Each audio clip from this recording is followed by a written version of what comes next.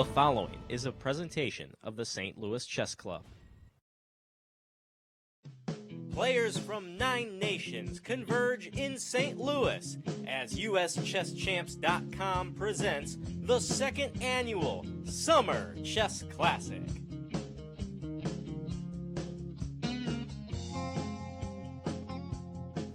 Hello and welcome back to the 2019 Summer Chess Classic.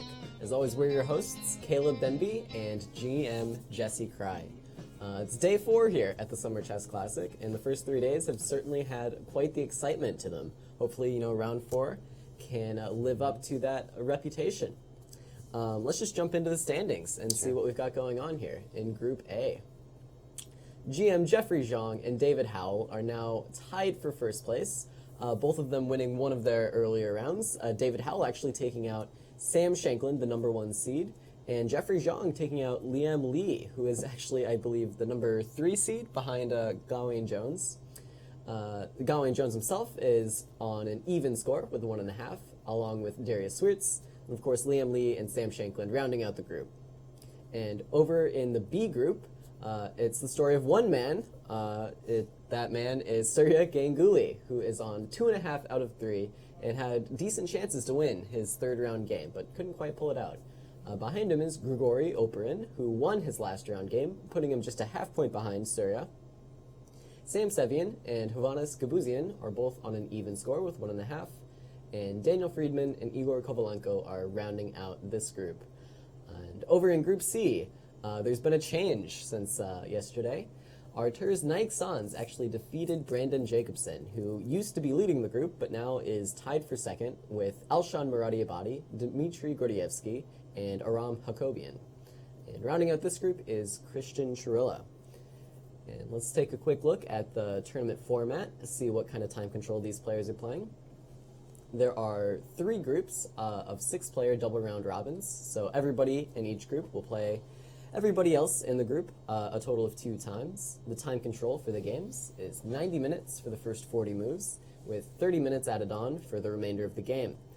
There is a 30-second increment from move 1, as well as a 30-move draw rule in effect, so no draws before move 30 unless by repetition.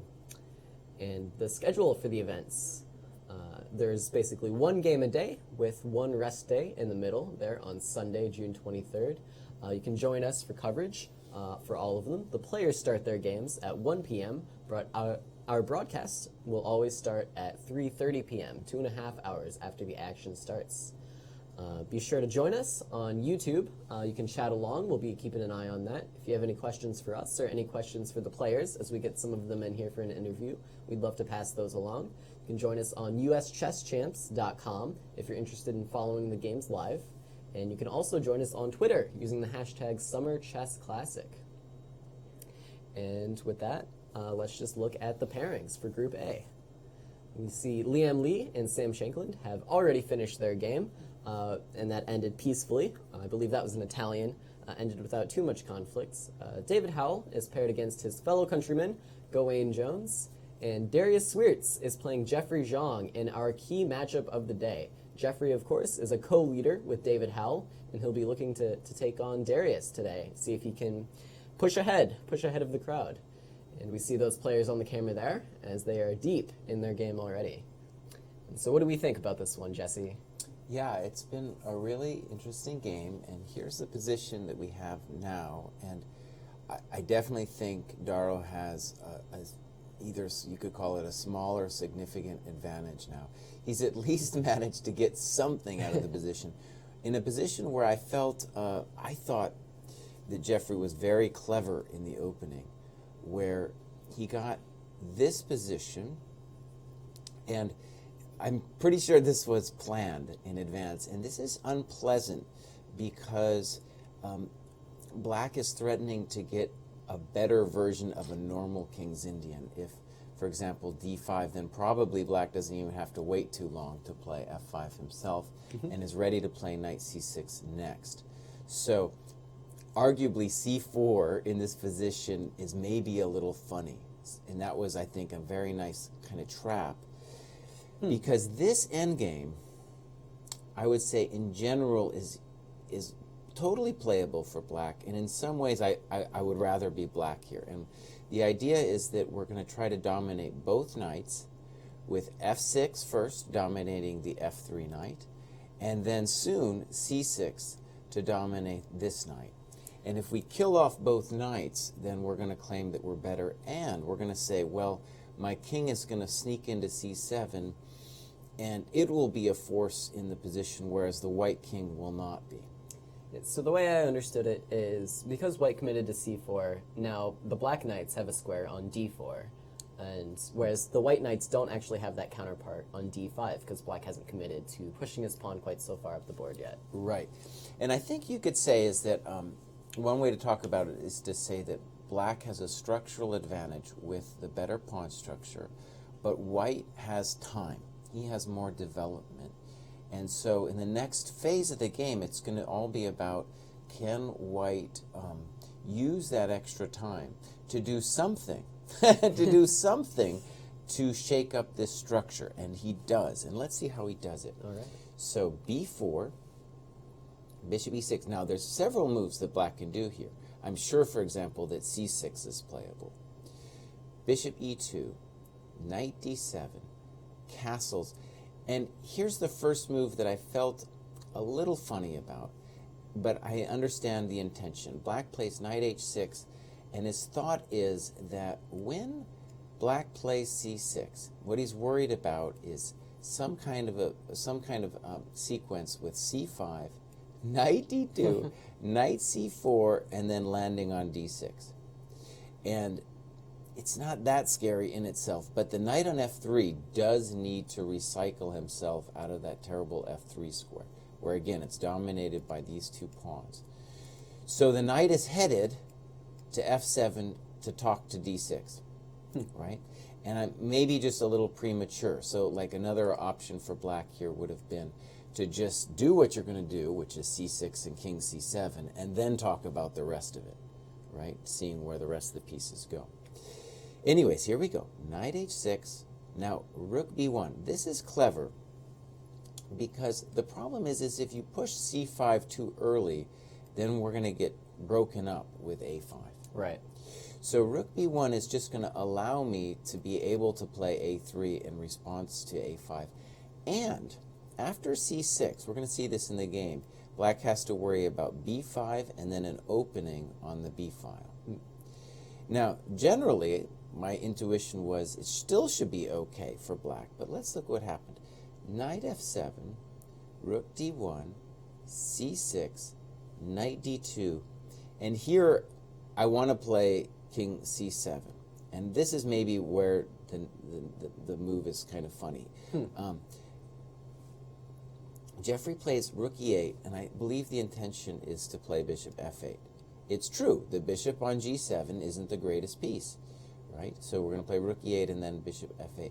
However, this gives white the time to come up with a plan that I believe he didn't see coming, which was knight b3 now. And now there's grief of the knight landing on a5, and then after b5, helping land on b7. This is an interesting idea. I am not so familiar with this idea of white playing b5 in this structure, but I guess that's a pretty common idea for black to take a look at then? Or? Well, right, and one way to talk about it is just to say, if white does nothing, black will be better. Right. So your job is to create drama.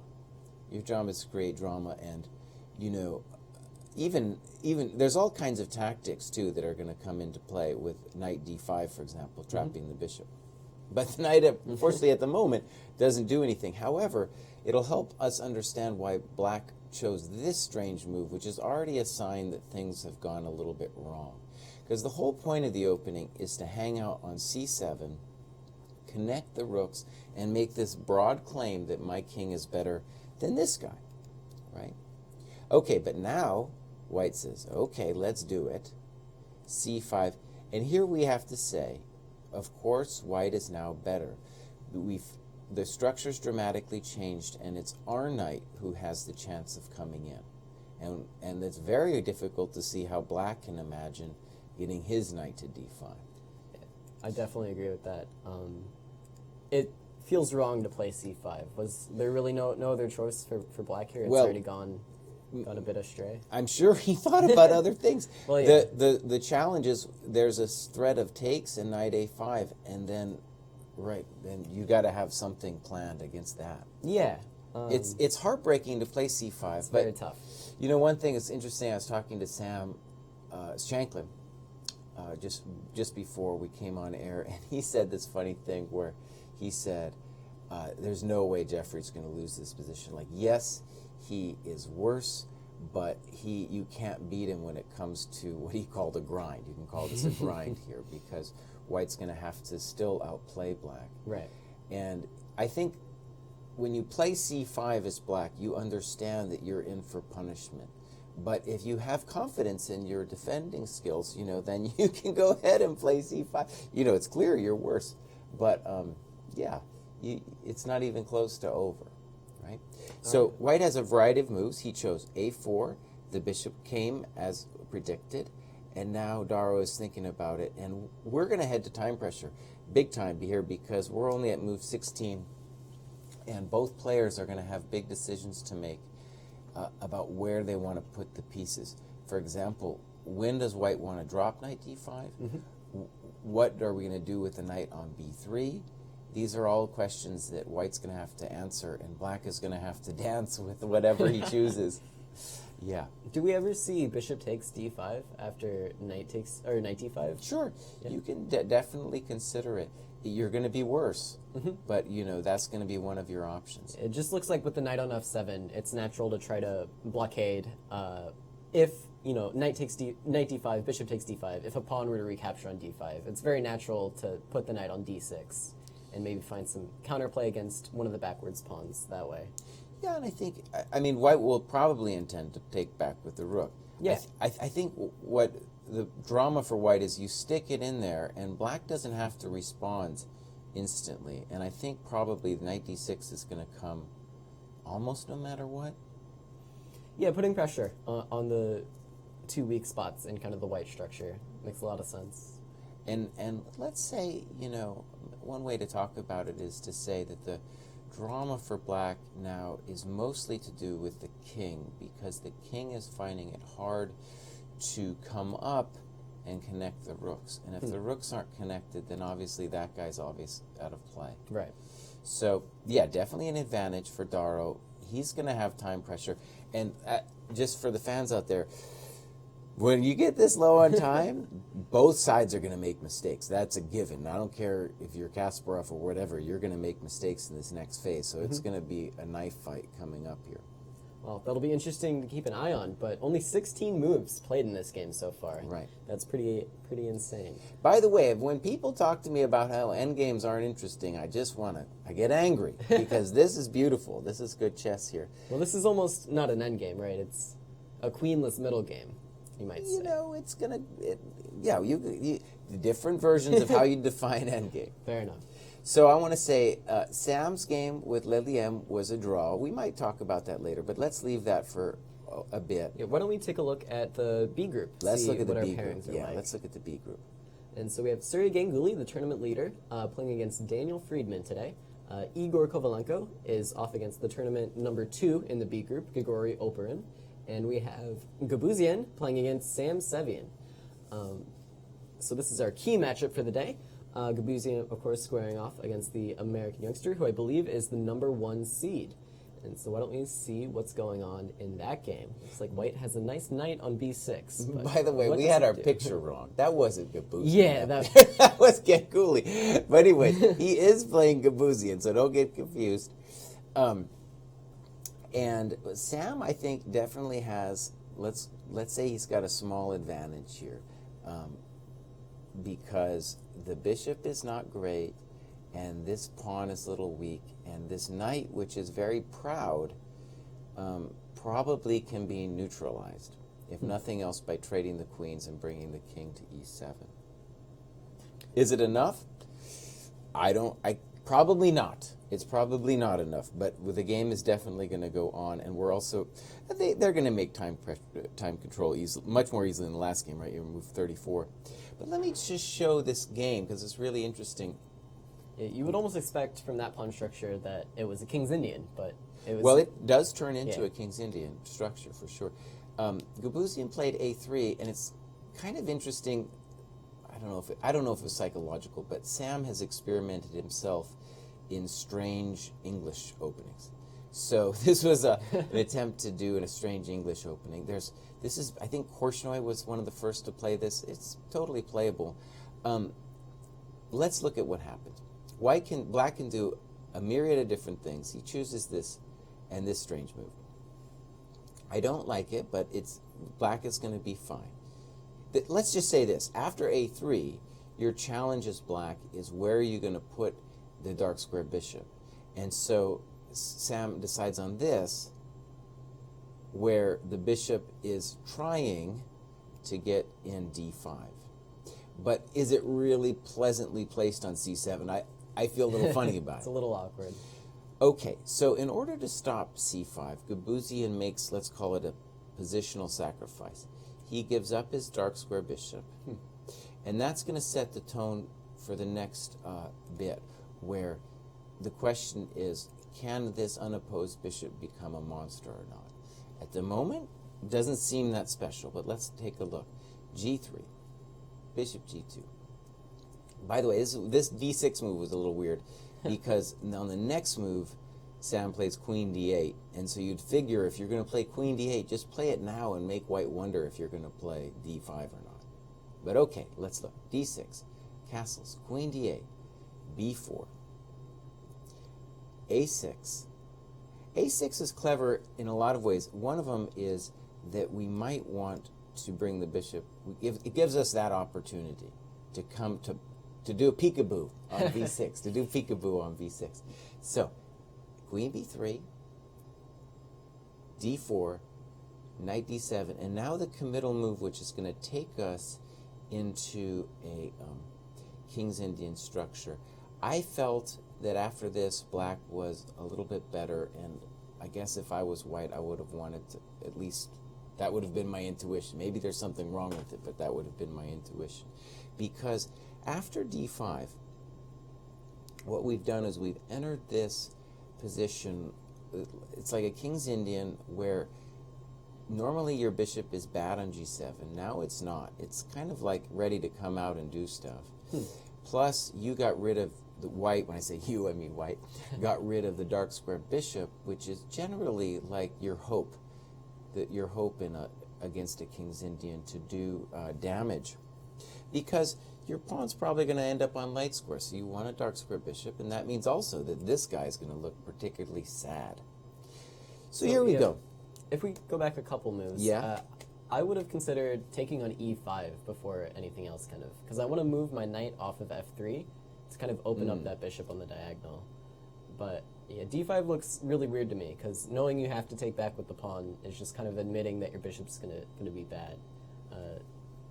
Is there any reason you might shy away from taking on e5, or?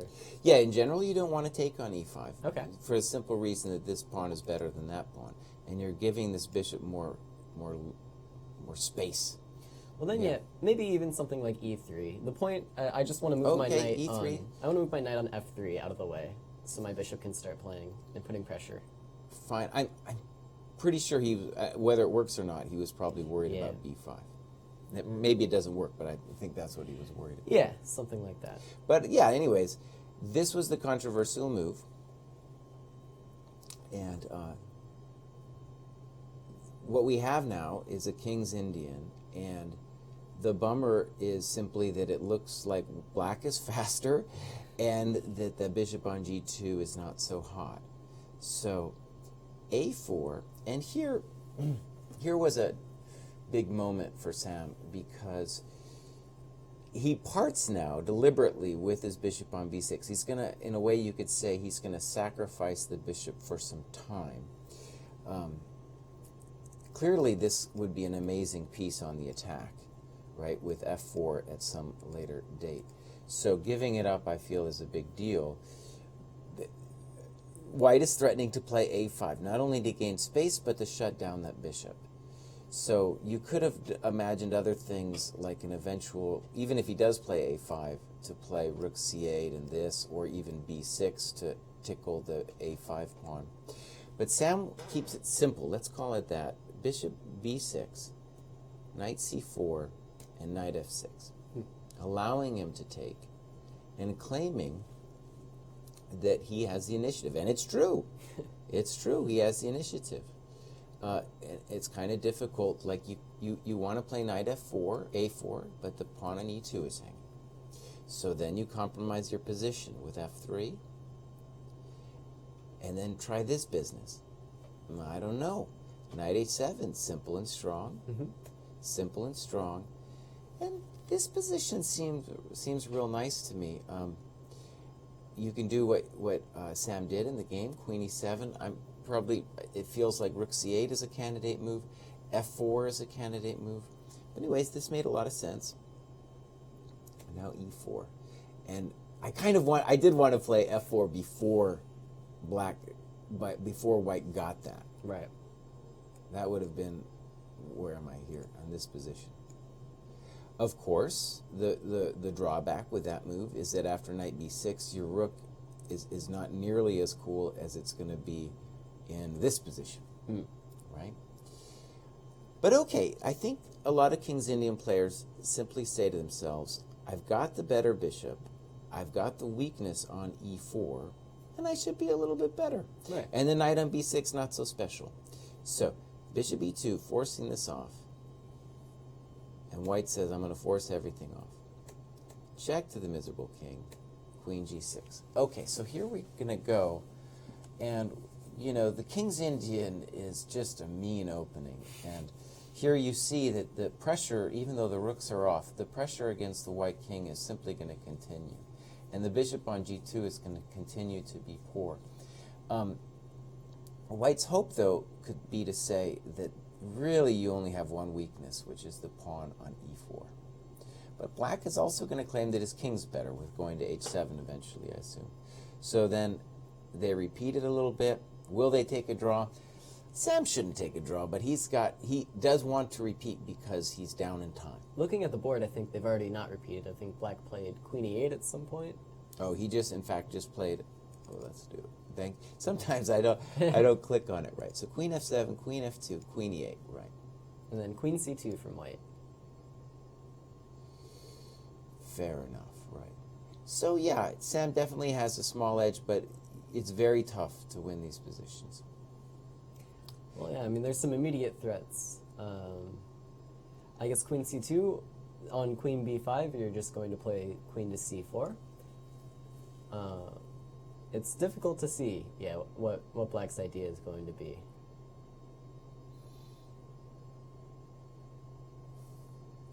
I mean, he's dreaming about letting it all hang out with king h7 and allowing the queen in. And that's one of the things he's got to try to calculate. And one of the things I was getting nervous in these positions, because I can't count, is you say queen f7, queen f2, and then you're like, oh no, is that actually 3 times? Yeah, that's probably just my problem though. Yeah. Let's go to we'll come back and we'll go to the C group. C group, yeah. And so let's see what our pairings look like. We have Arturs Nixons playing against Christian Shirilla, Aram Hakobian playing against Brandon Jacobson, and Elshan Muradiabadi playing against Daniel Dimitri, I'm sorry. And we're actually going to take a look at the tournament leader in Group C, Artur's game against Christian Shirilla, and see what's going on there. Yeah, and we'll get to Elshan's game too. Okay, so the Count, who's known as Christian Shirilla, has had kind of a difficult game, and so he has been struggling. And I just want to say, Nixon's, we were covering his game with Jacobson yesterday, and Jacobson, brutal loss yesterday. Like, he got the terrible position. We left on air, he had a worse position, and then he actually lost the famous bishop and rook versus rook yesterday. Yeah, I think he was defending it pretty well up until a certain point, and then just one misstep is all it takes in that endgame. Really rough. So anyways, that's how Nixon's leading the tournament. Here he's played a beautiful game, and it's complicated in this position, but I think we can say that Black's pieces are hokey, and there are a lot of squares that are loose in Black's position, and the Black king is worse. So let's maybe take a look at how it happened. All right. So we got this position, and Christian doesn't want to play the Maroczy bind structure with CD4, so does this. And this is controversial for a variety of reasons, D5 being the big one. I think white is just a little bit better after D5. To understand what happens next, let me show a different variation, which goes like this. Takes, takes, queen c5, and here what white does usually is does not play knight c3 until Black blocks it off with knight f6. By it, I mean the bishop, so that you don't want to get these pawns doubled. Is it the end of the world if you get your pawns doubled? No, but it's just nice to play bishop e2, and I don't know, let's say d6, then we'll castle. You know, we're just waiting for knight f6 to happen. So what Christian gets, really, when Nexans decides to take, is he gets that position with arguably a tempo up because the bishop has landed here. Probably not that big of a shift, okay, but I guess I would say a small improvement from the other position because it's not clear that the bishop wants to be on d2. Right. Okay, so we get this, and a normal move here would be to play d6 and have a dragon structure. I would say it's roughly equal. We lost the board for half a second. We lost the board for half a second. Okay. While we get that back up, we see the players actually on the screen here, and so we can follow live with what is actually happening. Looks like white actually has some pressure on the d file in the current position. He has pressure, and he has space, the dreaded space. But let's take, when we think about Christian defending this position, what he is saying is that, yes, I'm worse, but the d6 and e5 pawns are meant to make the bishop on g3 bad. So it's like if you're a defender and you can make at least one of white's pieces bad, you can at least have some hope that you're not just getting totally throttled. Unfortunately for Christian, he is running down on time. 6.5 minutes left is not a lot for this type of position, with so much still going on, so many pieces left on the board. Yeah, Christian's gotten really unlucky with the openings this tournament. It's been really pretty hard for him. You know, it's very unpleasant because white has a lot of different ideas with knight h2, with h4, with bishop d3 to e4, or bishop d3, and then you got to worry about weird bishop g6 stuff. So it's just a house of horrors at this point, you know. And notice that it's very difficult for Black to even do anything. Okay, let's go through this. e6 controversial, b6 okay, bishop f4, and knight e8. And I thought that was a bad sign that either that knight e8 happened. The push backwards begins, and e5 probably a good decision. Now, the drawback to e5 is it's going to allow Black to free himself a little bit with f6, but when we look at this position, we'd like to take back with the knight, right? But we cannot because of our friend bishop d6. So queen f6 happens, and now it's interesting to think about the further course of the game, because at this position, white's best piece, I think we can say, is the bishop on g3. It's a beautiful defender of the king, and it's cutting all of these squares and makes you wonder about bishop h4, right? Well, let's look at what Christian does as a defensive strategy. First, he defends the pawn. Then he says, all right, I'm going to take some dark squares. I'm going to take some more. He takes all the dark squares. And then we're going to take them all. So you can see that he knows he's worse. And now I believe b4 has been played. b4 and then king h8. He knows he's worse, but at least that bishop on g3 is poor. And there is a variety of moves for white to play and a variety of ways to try to improve the bishop. I mentioned h4 is an idea. Even the very slow knight h2, f3, and recycling, that's also an idea. So white is for choice, and what Artur's Night Sons really wants now, probably, is to find a forcing continuation where he's improving his play and black, 17 moves to make with 5 minutes. Something where you can't make just simple intuitive moves. Right. And honestly, I would all argue those, that Yeah. it's almost hard to find simple intuitive continuations here. Right. With either side. I think it's a lot of well, no, white could play knight h2, fine. h4, I'm sure that's fine. He could even think about knight c3, and as I mentioned, bishop d3, e4, that looks great too. Yeah, I just meant that no matter what white does, it seems like black's going to have, Yeah. no easy responses here. No. So it's a yeah, major definitely a difficult position for Christian. And Artur's Nixons, if he wins this game, that would be huge for the C group, as he would go from trailing Brandon Jacobson at the beginning of yesterday to, I guess, a full point ahead if he were to win today, and the other games ended peacefully. That's right.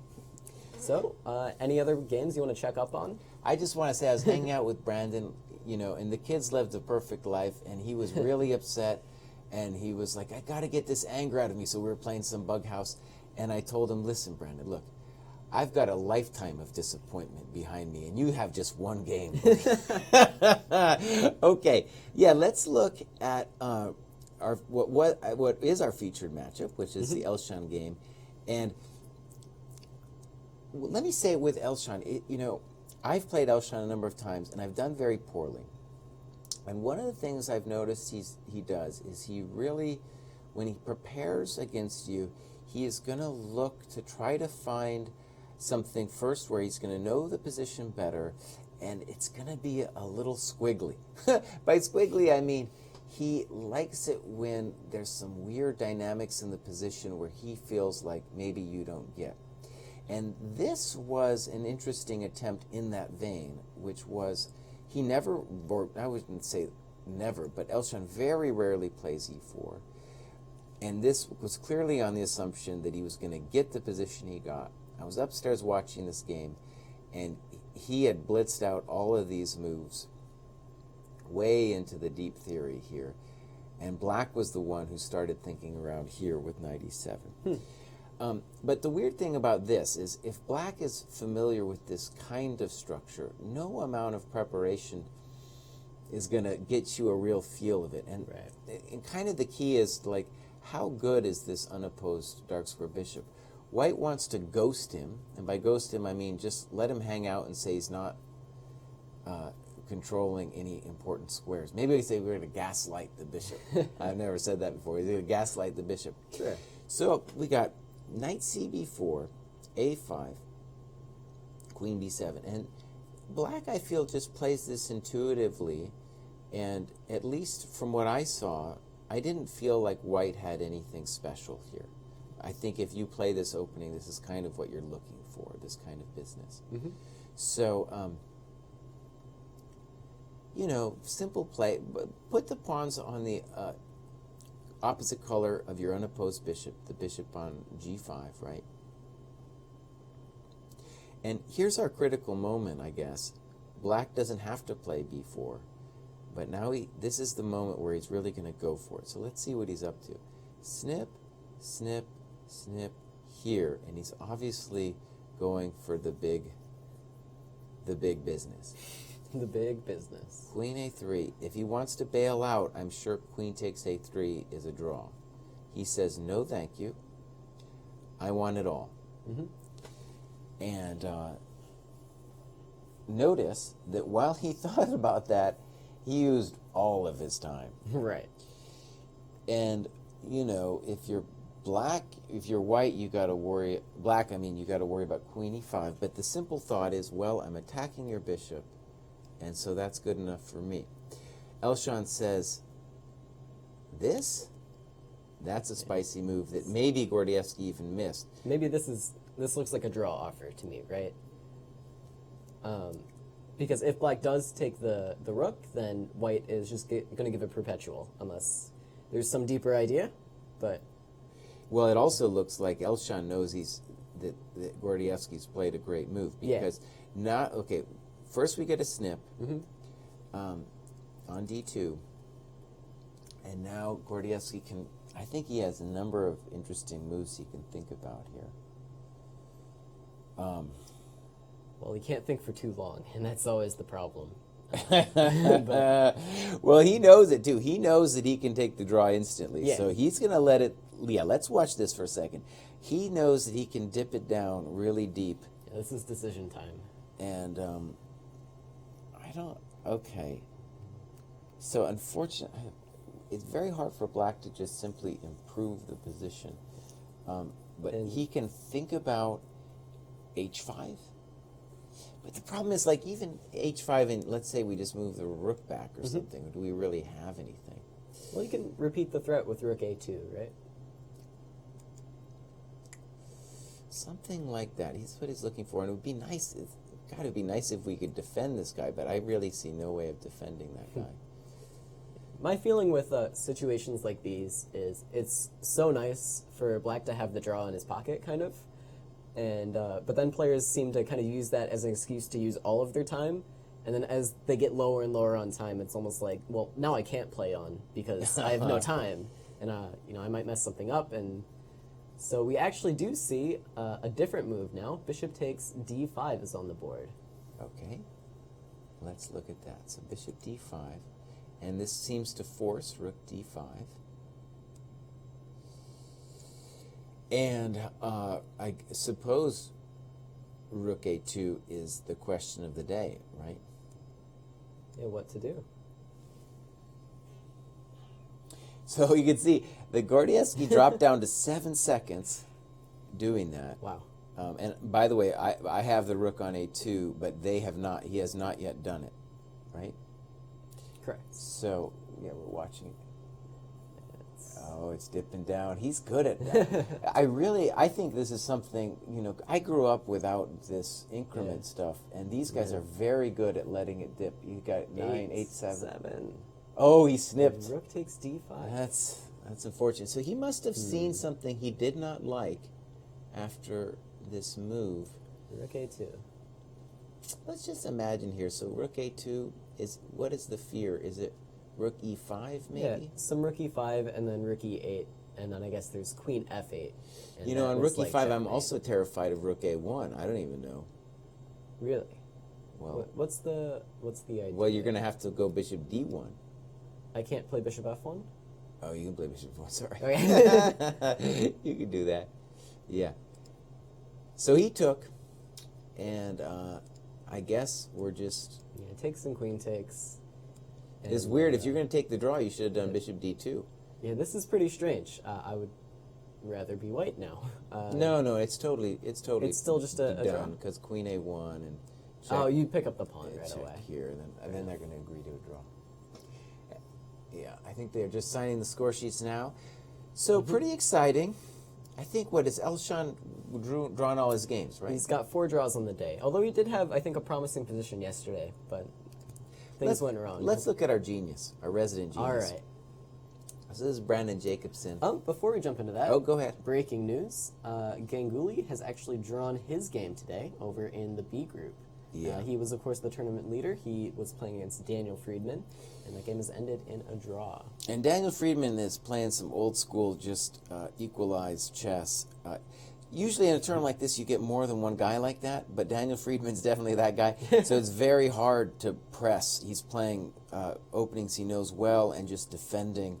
And I didn't see any chance for Ganguly through that game. Solid chess. Yeah. But over to Boy Genius, Brandon Jacobson. I have no idea what's happening. That seems to be a running theme with some of these games. Jacobson, this was the first game, actually, I'll say Brandon did not look like he did not win the opening battle.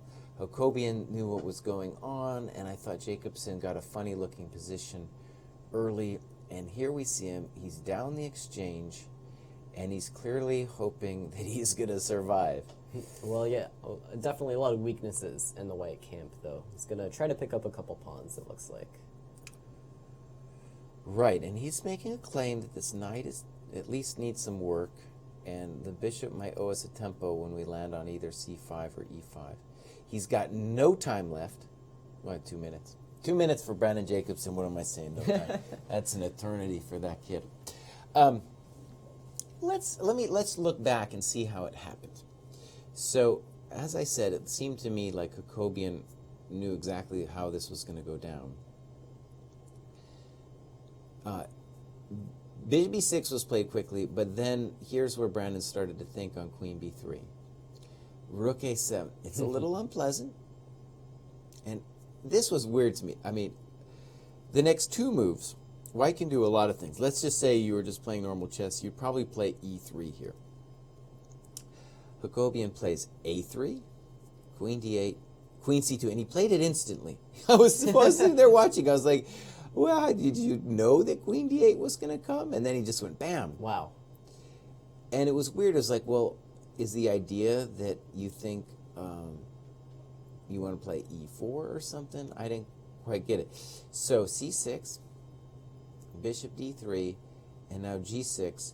So it's a compromise with g6. He doesn't want to spend a tempo. You know, he has to spend a tempo in order to castle.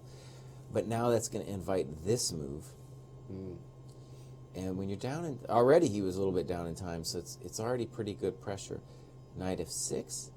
I was expecting h5, but clearly after h5 there's going to be suffering with knight g5 anyway. Right, giving up that g5 square. The knight is... So when black plays c6, the knight on c3 is bad, so we're going to recycle him.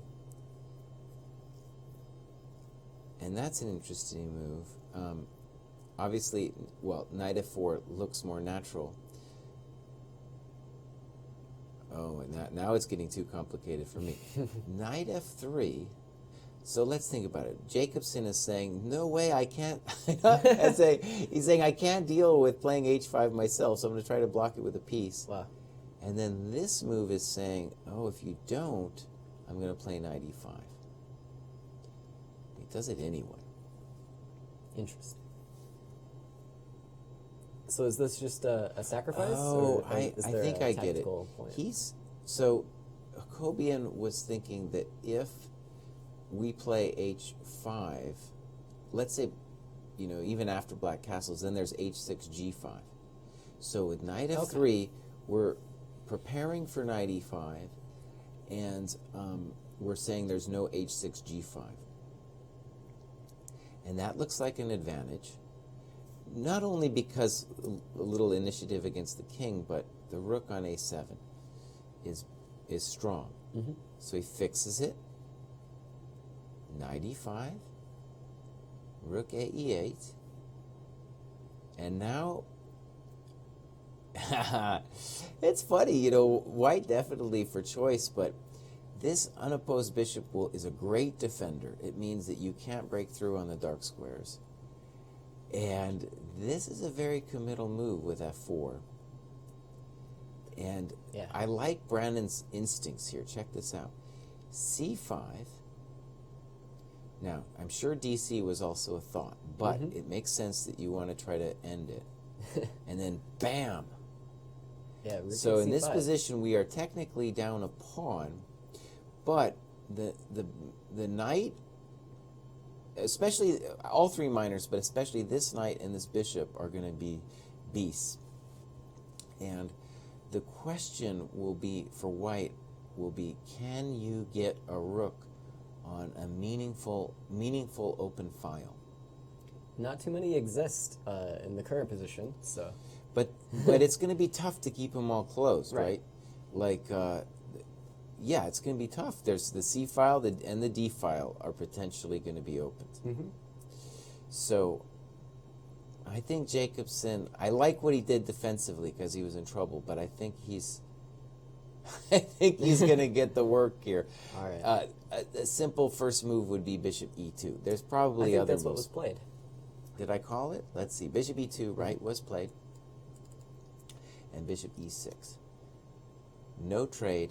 And we're also claiming now that this knight doesn't have a backwards move. Jacobson can play very fast. So yeah, I heard him yesterday playing Bughouse with you. Yeah. It The seems guy's like a every genius. game there was shouting to you to play faster, play faster. Yeah, he was my partner for a while. The guy plays so fast. Here we got king f2, bishop e5 on the board. So black has got his pawn back, and that dark square bishop is a true animal. I'll just tell a quick story about Brandon Jacobson. So we're playing, and because he was mad, he lost. He was mad, but in a kind of playful way. What he didn't do this in a mean-spirited way. It was a playful way. We were playing Bughouse, and he would just like read his phone for a couple minutes and then start playing us. All right. A lot of confidence. Bishop e5, and this is a little tricky. Definitely tricky. So white needs some good moves, and we're going to come back to that game. Yeah. Let's check in on the count for a Sure. second, because it's gone crazy. Oh man, oh man, oh man. Do I know what's going on? No.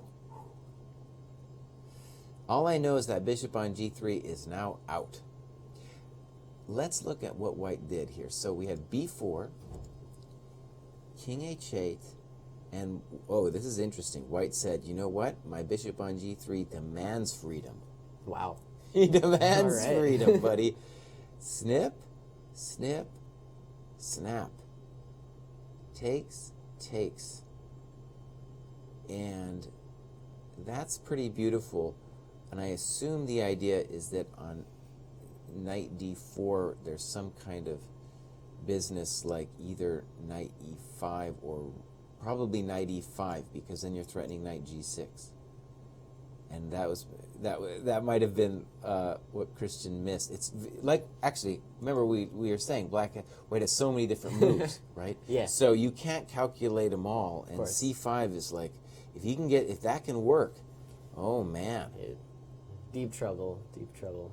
So e4 was E4. attempted, knight d2, knight e5, and the basic intuition is that black is lost here, but let's check it out. Rook d4. All right. Now, it's rough. Knight g6, and then, we're down. One way we can talk about this, we can say white has the pawn and the compensation, right, after knight d6. Yeah, that's really rough. So that looks lost. Difficult. Oh, and let's see, we had some takes here. So he took on d6 and pawn takes. That's technically over. We'll wish the count the best, but that looks over. Good luck. I wanted to mention the game we haven't taken a look at today in the A group was between Gawain Jones and David Howell. David Howell is leading the tournament, and it looks like he has a very pleasant endgame here. Yeah, this was funny. I think Gawain Jones stopped thinking for a while. And there's this funny thing, I think now, back in the day, I just wanted to say, back in the day when you were playing in a tournament, it was acceptable for people to, talk. And now I feel like people are not even allowed to talk at all, Anyway, so I was hanging out up there, and there's a little room where you can just watch the games being played on a monitor. And Gawain comes up to me and he says, not much to talk about today, huh? I was like, oh, wait a second, I thought I wasn't allowed to talk. And, I said something like there was interesting games. But in that moment, I kind of felt like, oh, do you not see that there's a little bit of danger for you? Because at that time, I felt like there was a little bit of danger. Because, let me just say, Gawain, so both these guys do this amazing thing where they will start thinking early on. Like when they know, like in this position, You know, these are people that have studied a lot of opening theory, and they kind of start thinking about it like in a deep philosophical way, especially Howell. And you can tell he's not bluffing. He's actually like thinking about what he's going to do. And he comes up with this variation that I guess, let's call it harmless, with G3. C5, this all makes sense to me. And black could have also castled, but he takes and says, let's just vacuum it up, right? Vacuum it up and it'll probably be a draw, which I think it should have been. In this position, bishop b7, well, maybe I'm missing something, but to me, rook b8 just looks like complete equality. Complete equality.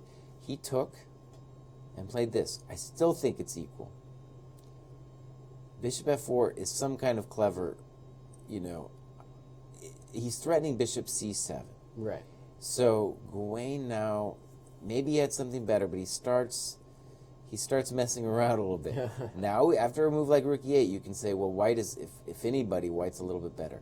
a4, very nice. And now the question is, do you allow a5, a6? Gawain says no, but now the pawn is going to be a target. So all of a sudden, this horror thing has happened where Howell is better. Bishop d2. Snip. And this is called an advantage now. Yeah, a significant one, I think. I'm not sure it's significant. No? I don't know. The pawn on a5 is pretty far advanced. I guess the black rook is in the best place it could be on a2. I would say this. If well, okay, let's just talk about the general dynamics. First, the black rook is placed in the best place. If it were on a7 and the white rook were on a4, I would say that's a huge advantage. It's just lost. Mm-hmm.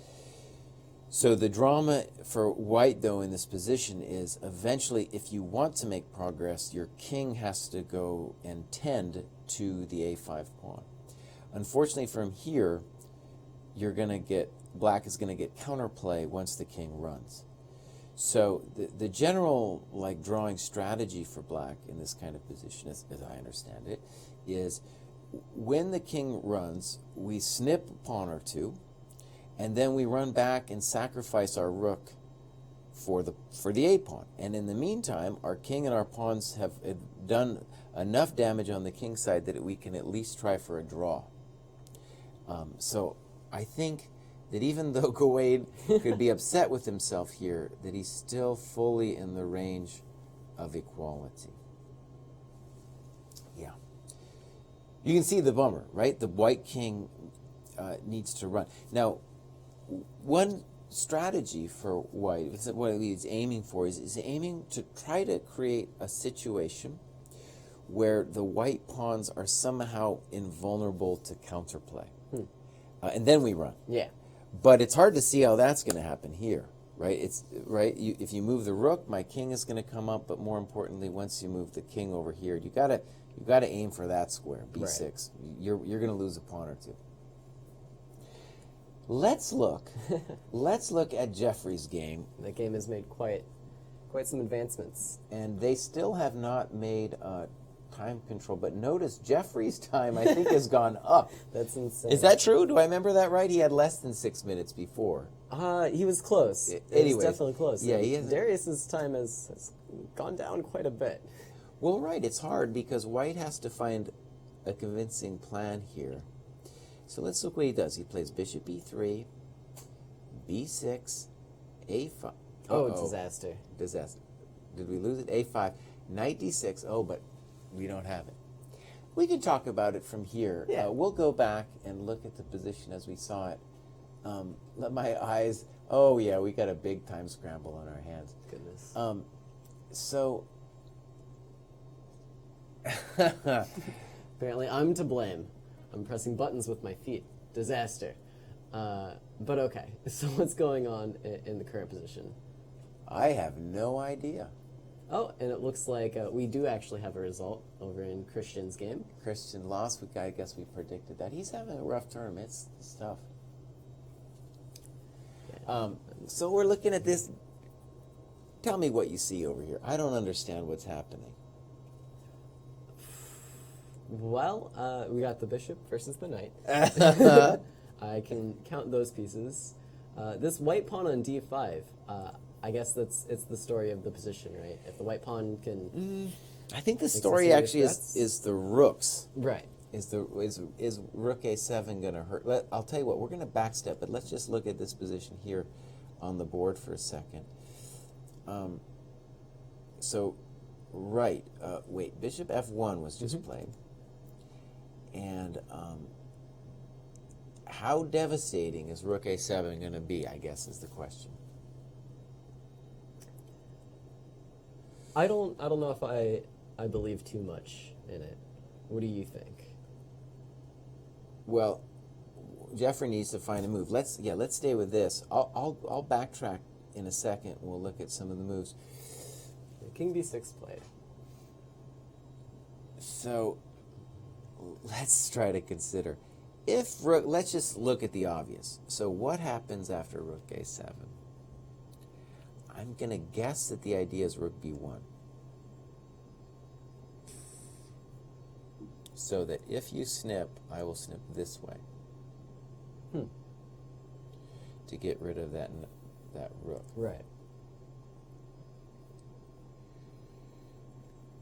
Oh my God, Daro has just seconds left. Yeah. You could check on a6 first. That's the other option I'm sure he's thinking about. Yeah, and then- then play rook a7. Okay, but king c5, maybe it's helping black. Just He rook does play a7 rook maybe. a7. We'll see if I'm... There might be something else besides rook b1, but I don't know what else it would be. I think with 2 seconds on the clock, he played that move. Yeah, these guys are amazing. So Yeah, Jeffrey's, Sam is right. Jeffrey is very hard to crack in these positions. Rook b1 looks, to me, that looks sufficient because I don't know what we're supposed to do after rook b1. maybe Okay, time out. We could do check here. Then if king, no, I don't. This is nothing. My rook is beautifully holding this thing. So Right. Yeah, it's difficult to tell. Maybe you could check with the other rook. Is there anything going on there? well, then we got to ask who. Well, okay, actually, you're right, Lou. This is a good question. So king c5, and then this check to the miserable king. Oh, interesting. Yeah. That looks pretty shady, right? You have to go to b4, I guess, in this position, but then rook b7 check. And let's show that. So if king d4, this is terrible. It seems unfair that the bishop can protect the rook, but unfortunately that's the rules of chess. So Pins aren't that strong. king c5 would be forced. Check to the miserable king, and then let's say king here. Now, just to point out, knight e2 is the threat. And here, white has both, he has all kinds of checks back here, and he has a simple waiting move at his disposal as well. All right, well, while this game continues, I think I'm actually going to step out of the studio, and we're going to get Group C leader, Artur's Nixons, in for an interview. Okay, great, yeah. All right. So, we'll watch Jeffrey's game here for a second. And let's go, I want to go back for a second to see how it happened. So, rook a1, king b7, rook a4. You can actually see the buildup, right, of the rooks now on the a file and how it went down.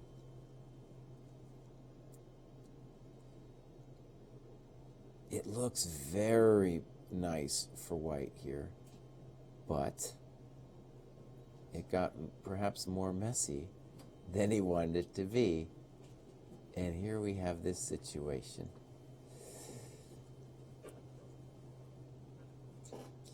Yeah, rook b1, not played. We're kind of waiting on that now. All right, so I'm joined here by Artur Nixons. How do I pronounce your name properly?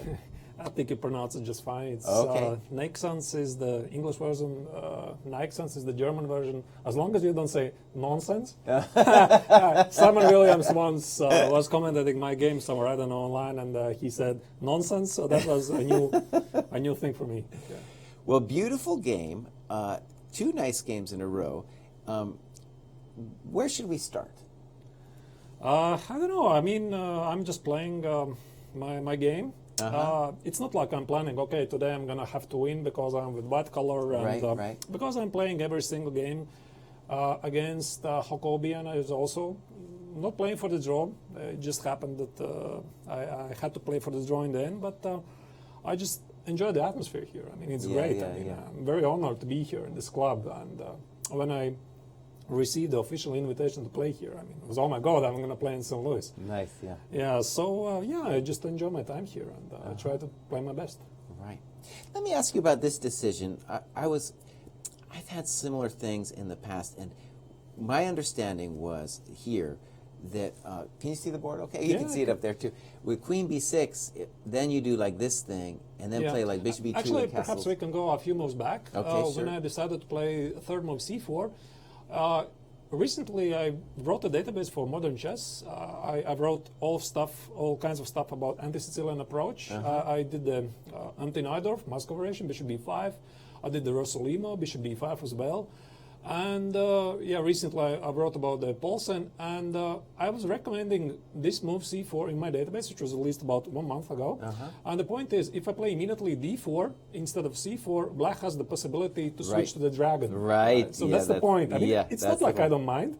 Right. I just try to stay true to my database. I mean, what I'm recommending to my readers. Yeah, okay, good. Yeah, C4, there are some nuances, Bishop G7, D4, and if he takes on D4, so it's just a natural Marozzi Sure, bind, my favorite, absolute favorite. Yeah.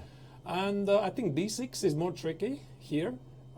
So D6, and I cannot really take on the C5 because D takes, Queen takes, King takes, Knight C3, and the point is Bishop C3, B takes, Knight C6. I think this is slightly risky for white, although computer says it's about equal. Sure. So I would play probably D5, and here Black has the opportunity to either switch to some kind of a Benko with B5, Right. or some kind of a Benoni E6. But I'm not obliged to take on D5 with the C pawn. I mean, I can take with E pawn. So I mean, I was quite happy about this position if he would arise. So, but okay, he did not play it. He played instead of D6, Knight C6. Yeah, it's playable move. I don't remember exactly the analysis. D5 was possible here, but Sure, yeah. yeah, but he would play knight d4, c takes, and d4, and followed by e5, something like that. So I thought that was better for you. But what Sort you of. did probably was a little bit better too.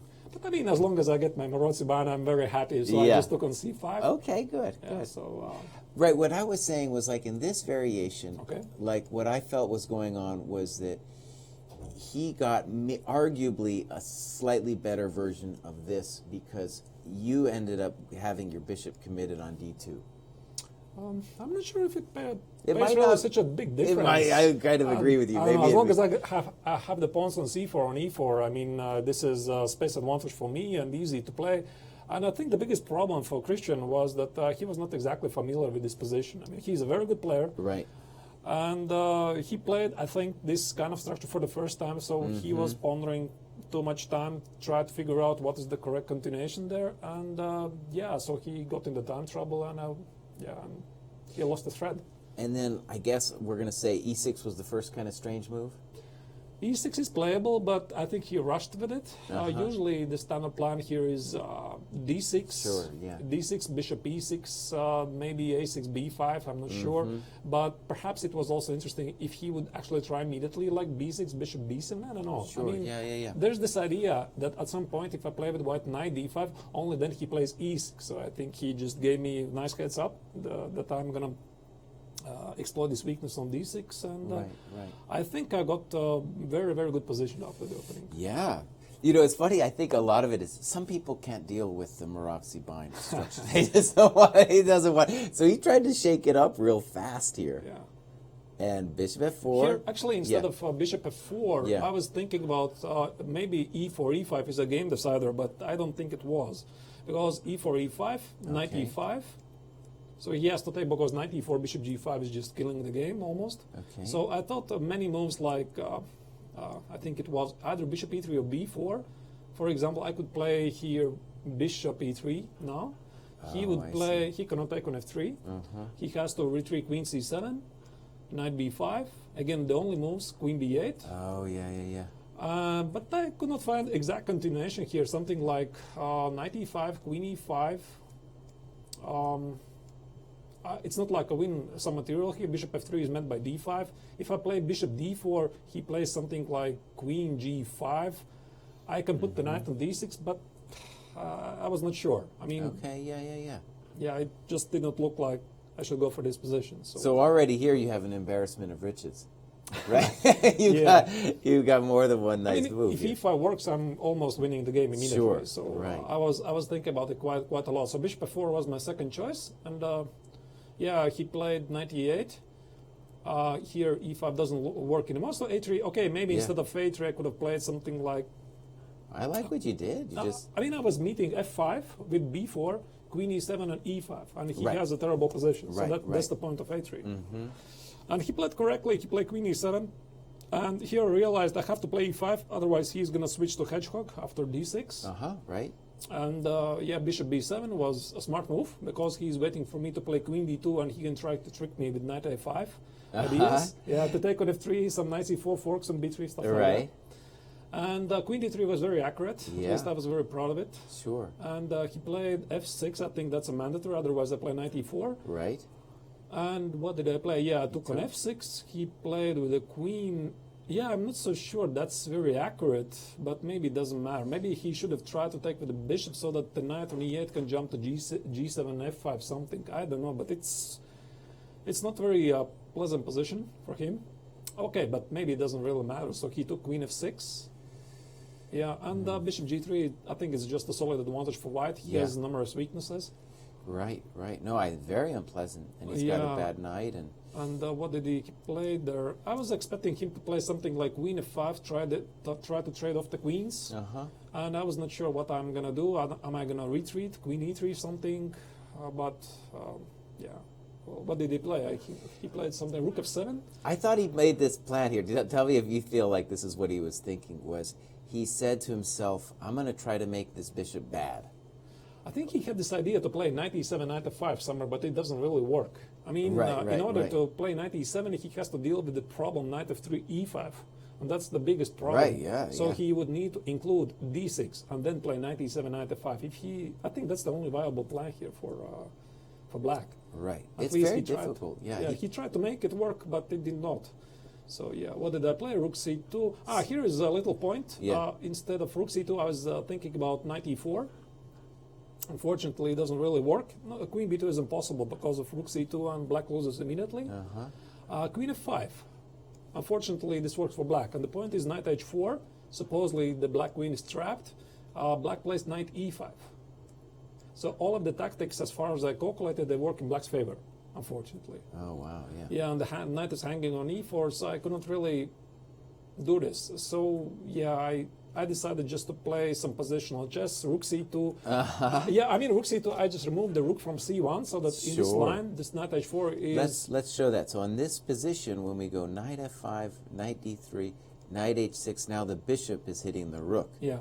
That's it. Oh man, so it's funny. Of course, when you're just watching the game, it just feels like a positional move, but actually, you also have this Yeah, other I mean, thing I'm behind threatening it. now to play knight e4. At least that Right. was the idea. And he Right. played g5 very quickly.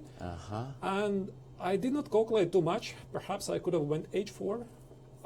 But he has some sort of funny tactics there, like h4, g4, knight h2, knight e5. And I just did not feel like going for this position. So, yeah. I mean, h5 is bad, right? h5 is knight e4, knight g5. You get this very nice outpost on g5. But yeah, but knight e5 looked very unclear to me. I cannot take on e5 because queen f2, queen g2 checkmate. And so, yeah, I did not look exactly like a fun position to play, so I just decided to play it safe. I played h3 just in case, so that I don't miss this g4 threat. All right. Yeah. And what did I play? I played. You yeah, just played it nice and simple. There. Yeah, Rudy. And I was expecting him to play d6 here. And after d6, the point is he's threatening to play knight e7 now, because Okay. yet again he couldn't play knight e7 because I'm threatening to play knight e5. Sure, yeah. And now he has got this e5 square covered. Although I don't know, maybe still he doesn't have this knight e7 because of the knight e5. I mean, Right, it's still there, yeah. I don't know. It's very difficult for him Yeah. to play. I mean, but I would play something like queen c2. That was the original idea, and prepare something like maybe even I don't know, maybe even knight e4 somewhere. I don't Sure, know. some 94, But, yeah. Yeah, but it's very, very unpleasant for him. And he didn't play that. He played something else. He Play played queen e7. Queen e7. I was quite happy to see this move because now knight e7, knight f5 is no longer immediate threat for me. And here I could not find the exact plan, so I decided to provoke some weaknesses and I played knight b5. Although I was not sure if I should allow him to play d7, d5 because it sort of relieves his position, but yet again it makes my life so much simpler. Sure, yeah. Because I just take on d5 and he has a lot of weaknesses. I don't know, if he takes with the e pawn, let's say d5, c takes, I play something like, I don't know, maybe knight f3 to d4. He has so many weaknesses on f5, h5, right? The bishop h5 is incoming, so it felt very unpleasant. And if he takes with the rook, so I just, I don't know, retreat somewhere to queen e3 or something. Sure, yeah. So I was provoking him to play a6, and then I would think about either knight d6 or knight c3, and then after queen e3 I can target the pawn on b6. So that was the best plan I could come up. And actually here I already anticipated that he could play e5. It felt for me sort of like a desperation move because it's very unpleasant for him, and it was part of my goal to provoke him some kind of weaknesses, but yeah, queen e3 I already had planned to play beforehand, so queen e3 is, I think it's a very nice move. And here I was thinking he could play e4 immediately, but still it's worse for him. I think. So e4, and I play knight e4, and I think he has to double take on d4. I don't know, and then play knight g7 something. So bishop takes, I take with the rook, and knight g7. But This it's isn't fun. no, it's not. I mean, I can play something like You could even play bishop queen g4. d2 or something, maybe, I don't know. I mean, yeah, bishop g4 is h5. Ah, bishop g4 is on d7. Yeah, Okay, that I did not see. But you know, you're going to have something in that position. Yeah, you're going to have but- something. Yeah. This is, yeah, not fun. So he tried to do his best. He played d6, and yeah, I played b4. I was very happy to find this move. Initially, I was thinking about knight c3 here instead of the b4. Uh-huh. But after knight c3, he plays knight a5. And yet again, there's this threat to play bishop f3, knight c4, various ideas to play knight b3, knight d4. So I thought this is quite a tricky position. And the point, what I played in the game, b4 removes this possibility for him to play knight a5. And also, which is not least important, I threatened to play c5. Right. And I think he completely missed this, because what he played, king h8, actually worked in my favor, and after king h8, c5, I don't know, but it feels like it's crushing. You know, I felt, you know, when I was looking at it, I felt like there were so many things you had to worry about. Like, even if you don't see this, you got to worry about h4, you got to worry about knight h2, you got to worry about just simple building moves like that. It's like the whole thing. There's so many things to worry about. So I just need to make sure that I don't miss any tactics. So I thought perhaps he, instead of king h8, he could have played like a6 here, a6, knight c3, and knight d4. But I thought, okay, in the worst case scenario, I can just take knight d4, e takes, queen e7, rook e7, and something like knight a4. Sure. Yeah. And if he plays something like knight f6, f3, at least from afar, I saw that I'm winning something, knight h5, bishop f2. Yeah. So it felt bad for him. Sure. And I think he also calculated that. And he played king h8, and somehow immediately felt that king h8 should be a mistake, because I already was threatening to play c5, and now various motives to take on e5 work in my favor, because the king on h8 is badly positioned. So I calculated some major lines. I just did not calculate too much. I mean, c5 was like a natural choice for me.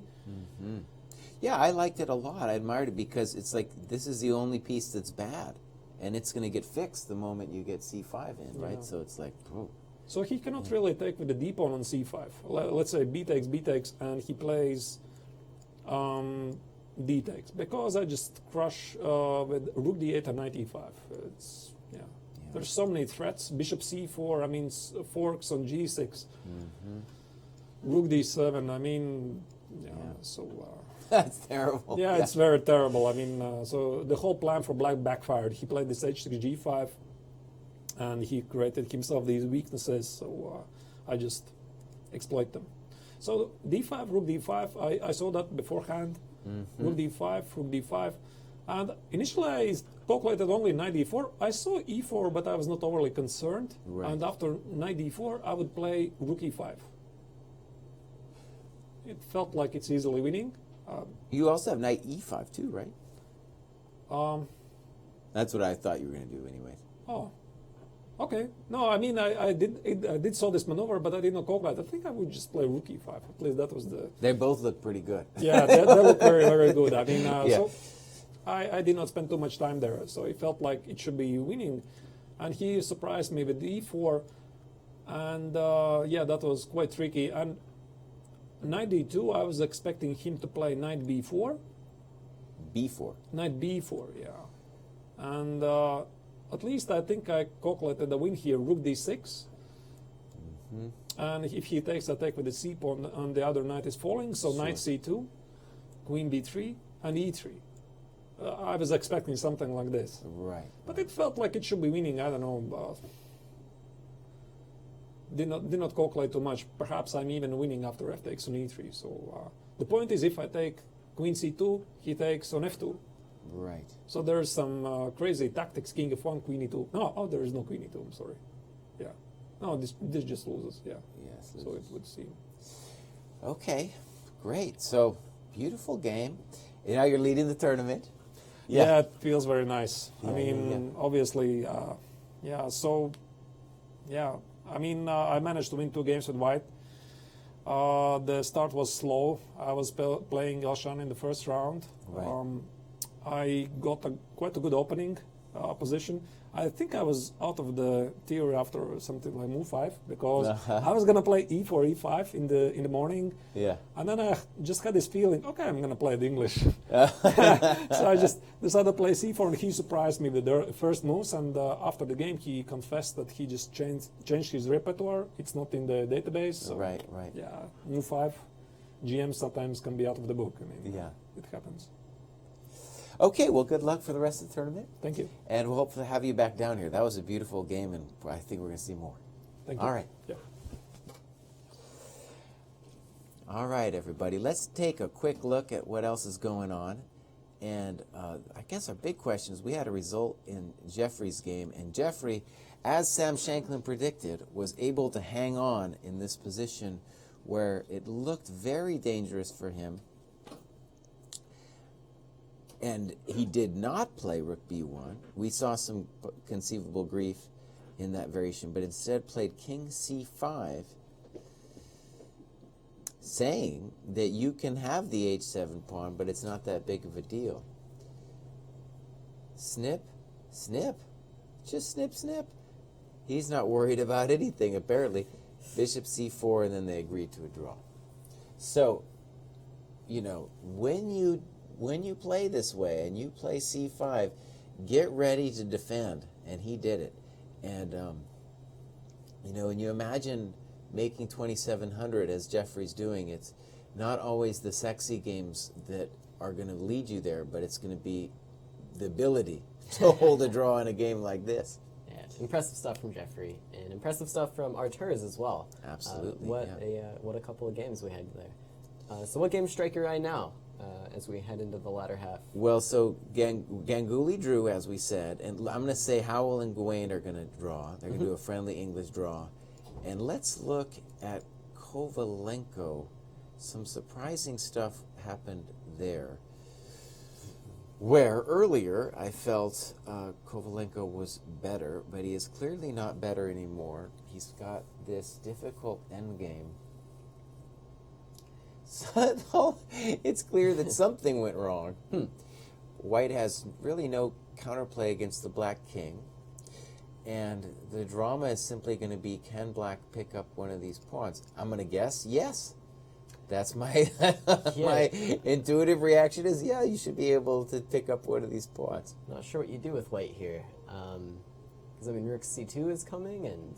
Rook c3, all kinds of stuff is a problem. And rook f6, rook f2, it's a bummer. Very difficult. So we might come back to that one just to see how it happened. But let's look at Samuel's game to see if he was able to squeeze anything out of that position. It's looking like maybe not. With no minor pieces on the board down to the queens, but Sam is up a pawn here. He did steal a pawn for his troubles, and I wouldn't say it's over yet. Not over yet. The interesting thing, I guess, to ask is if we go down to a pawn endgame, it's, I guess, well, it's probably a draw, but there's, all black has to do is put his king here, and then he's allowed to play b6 or b5. Right. So, yeah, Sam's going to get some time to think about it. Well, at least he's the only one that can win it. Let's put it that way. All right, and then there's just one game left in Group C to keep an eye on, I guess. And that's our friend, the genius Brandon.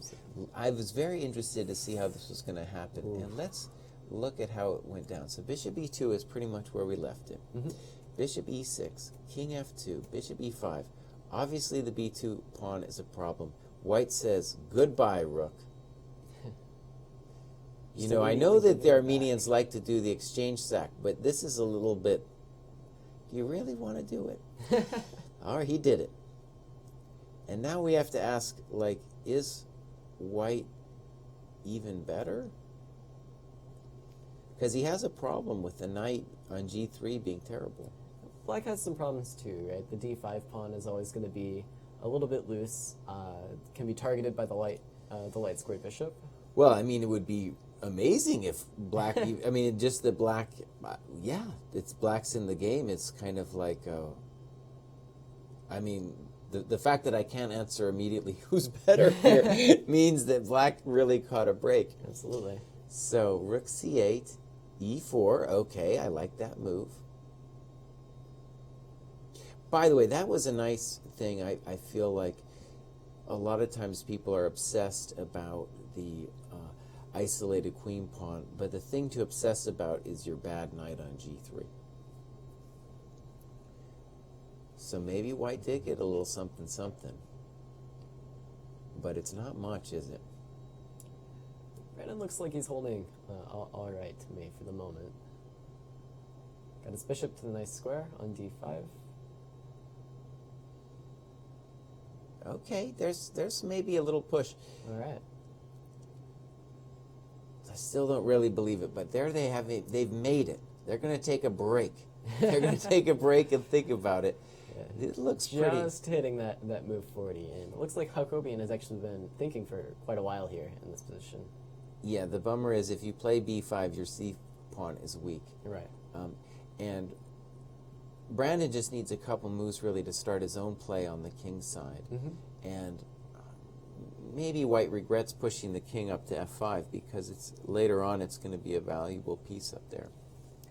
So yeah, it looks like a lot of the drama for today has kind of been decided then. Oh no, the drama's still coming. Still coming. This drama's still coming, yeah. Brandon, let's say, let me put it this way. This is the fateful thing that I see happening in Brandon's life. Brandon is a genius kid. And is obviously is a genius in chess, but also he's going to Columbia, so he's clearly like a wizard of some kind. The kid needs positive reinforcement this summer if he's going to be taking chess to the next level. If, he just does okay, my experience with genius kids is they will still play a little bit, but they're not going to go all in. To go all in, as say, for example, Jeffrey Zhang has done, they need positive reinforcement, and it's a rough business. So that's a life choice that's on the line today. Mr. Jacobian, if you want the kid to play chess, just let him win. Just let the Wookiee let that win. Rest on your conscience. Let's go back. The ending careers. I want to see how this happened with Kovalenko. So let's look at the opening. We'll breeze through this opening. I'm a boring person myself, so I have done this for white. It is in fact not that boring of a thing. And my experience with this position, if black plays d4, is that we being white are a little bit better for precisely the reason that happened here with knight a4. You could have played knight a4 before castles too, but it's a similar thing. Bishop d7, snip, snip. And here I felt like, yeah, there's a variety of ways to play here where the bishop combined with the queenside majority should give an advantage. G3 may be controversial. You could the natural move, let's say, was the natural move did not work. The natural move was c5, but unfortunately that happened. Of course. Right. So he played g3. The other, it's kind of a funny position. The other thing, of course, I'll say the other natural move to consider was that. That looks, I'd rather be white. I'd rather be white. I'm sure there's all kinds of complications, but I'd rather be white there. It's the stellar bishop. So this went down, c5, and now there's a funny tactic. If queen c5, then I can just take because your rook is pinned. Counterpinned. Counterpinned, that's right. So we get this business. So notice he eventually did that anyway, of taking on d4 and playing bishop f3. So it feels almost like you should have just done it earlier, buddy. Yeah, I might have liked to see it with the pawn still on c4, kind of keeping an eye on the d5 square for a moment. So black clearly is making some counterplay on the king side before white crushes over there on the queen side. That's a dubious decision. That's like, I don't know, buddy. Oof. So we can begin to sense how it went downhill for white. I think GH is a move that you do when you really, really, really want to win and are ready to take some big risks. Yeah, it doesn't feel right. Doesn't feel right. Queen e2. Well, that's simple enough. That's simple enough. Yeah. The knight is an evil attacking piece. That's very simple to play there. Rook g3, d3. Now we got to say black is better. Yep. And the pieces, that's where the exchange fell, and soon after, I guess, pawns started falling. Yeah, c6, and now he's gonna massage that pawn out of existence here too. So this is our current position, and yeah, it looks lost. It looks lost. And so we haven't, I'd love to have Oprah in, and he's been playing these openings that have been mostly non-theoretical, and he likes to play it seems like just sound positional chess, a little bit of tendency to go to the end game. And yeah, looks like he's going to win this one. All right. Well, why don't we take a look at our standings for the day Sure, then, and let's see take a where look at the it looks standings. like we're going to end up. So over in the A group, Jeffrey Zhang drew his game. We are expecting David Howell and Gawain Jones to draw that end game. Although David Howell is a pawn to the good, it looks like a drawn rook ending. Right. Darius Swoots drew his game against Jeffrey. And Liam Lee and Sam Shankland, of course, also drew their game. So no changes in the standings, possibly, at the end of today. Right. Over in the B group, Surya Ganguly has drawn his game, but that has left the door open for Grigory Operin to win his game, which we think he will, and that will give us 2 leaders in the B group for the first time. Sam Sevian is playing against Igor Kovalenko, or not Kovalenko, he's playing against Gabuzian, and we're expecting either a draw or maybe Sam to possibly come out on top in that game. I think Sam's going to massage him for a long time. All right. That's what I think. So high hopes for Sam. Daniel Friedman is the person who managed to draw against Surya Ganguly, and of course Kovalenko is not looking so good against Grigory Operin. Right.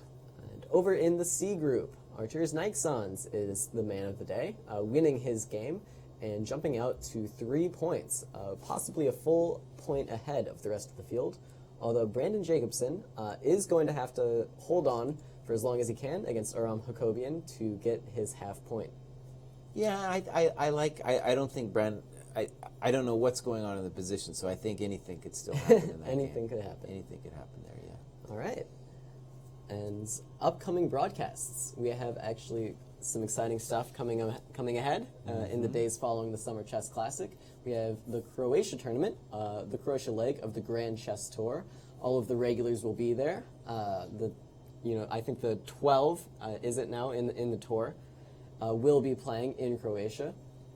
And directly after Croatia, we actually have the U.S. Junior Championships, the U.S. Girls Junior Championships, and for the first time ever, the U.S. Senior Championships. So some of those classic faces you've seen, maybe from growing up in chess, will be returning to chess, coming out of retirement maybe. That's to play right. in the Senior Championship. And I'm going to Exciting be stuff. there, and I'm just waiting the years down. I got a couple more years to go, and I can play in that event, and the training is starting now. All right. You have to be 50 to play. You got to be 50 So- to play. I just got a couple more years to go. All right. Well, thank you so much for joining us here today on the broadcast. Be sure to join us tomorrow at 3:30 p.m., our usual time. And quite an exciting round. A lot of exciting games. Yeah. This has so far been an incredibly interesting tournament. A lot of weird chess, unusual chess being played, and it's nice to see. Any final thoughts, Jesse? Players are getting tired. We're going to start seeing a little bit more blood in the coming rounds. It's going to get brutal for some people. Let's put it that way. All right. We'll see you next time.